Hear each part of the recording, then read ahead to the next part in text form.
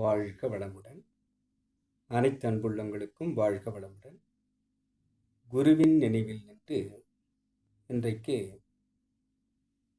கைலாய கம்பளி சட்டை முனிநாயனார் அவருடைய ஒரு பாடலை நாம் சிந்திக்கலாம்.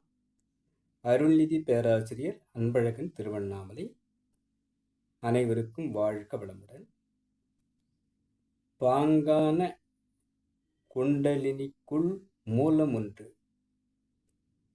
பாரப்பா கண்டத்தில் மூலம் ஒன்று, யோங்கான புருவமைய மூலம் ஒன்று, பாழான புகழான வித்ததிலே மூலம் ஒன்று, வாங்கான சக்தியிலே மூலம் ஒன்று, மருவினின்ற பராபரத்தில் மூலம் ஒன்று, தேங்காம இவ்வாறும் கண்டஞானி சேர்ந்து நின்ற மும்மூல யோகியாமி. வாழ்க வளமுடன். இந்த சித்தர் சொல்லும் கருத்தை பார்க்கும்போது, குண்டலினிக்குள் அந்த இறை சக்தி தான் மூலமாக இயங்கிக் கொண்டிருக்கிறது என்பதையும், அவை ஒவ்வொன்றாக ஆதாரங்களை தாண்டி நாம் எடுத்து செல்லும் போது அனைத்துக்கும் மூலமாக இருக்கக்கூடிய இறையை மும்மூல யோகி என்பதாக அவர் மாறுவார். இறை உணர்ந்தவராக, அந்த தெய்வீகத்தன்மை பொருந்தியவராக மாறக்கூடிய வாய்ப்பு இருக்கிறது என்பதை இச்செய்யுளில் நமக்கு கூறுகிறார். பாரப்பா கண்டத்தில் மூலம் ஒன்று, கண்டங்கரியர் விசுக்தியை உரைக்கிறார். அந்த கண்டத்தில்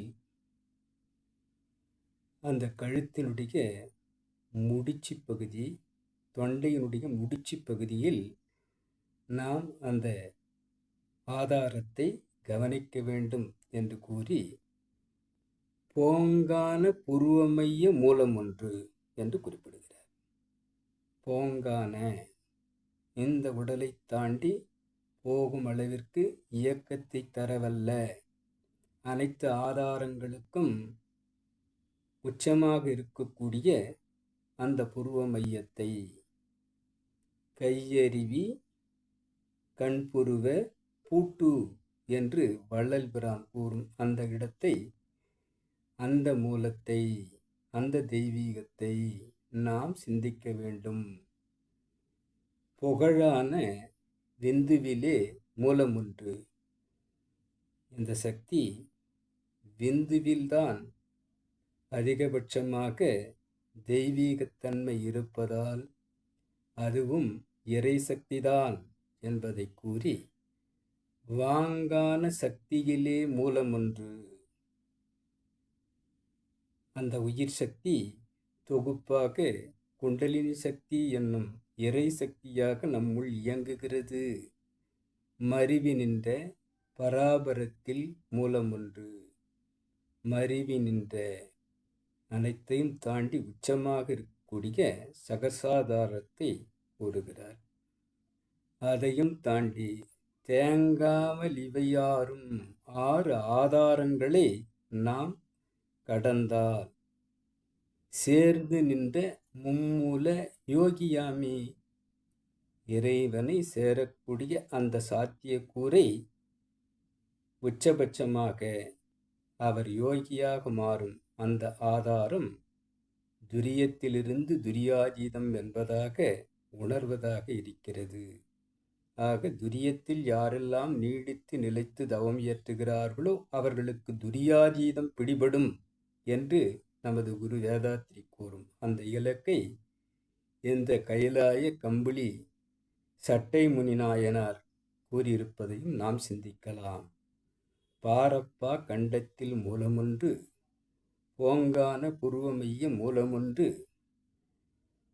பாங்கான விந்துவிலே மூலமொன்று, வாங்கான சக்தியிலே மூலமொன்று, மறிவு நின்ற பராபரத்தில் மூலமொன்று தேங்காத இவ்வாறு ஆதாரங்களையும் கண்ட ஞானி சேர்ந்து நின்ற மும்மூல யோகியாமே, இறை உணர் தகுதியாமே என்று கூறும்.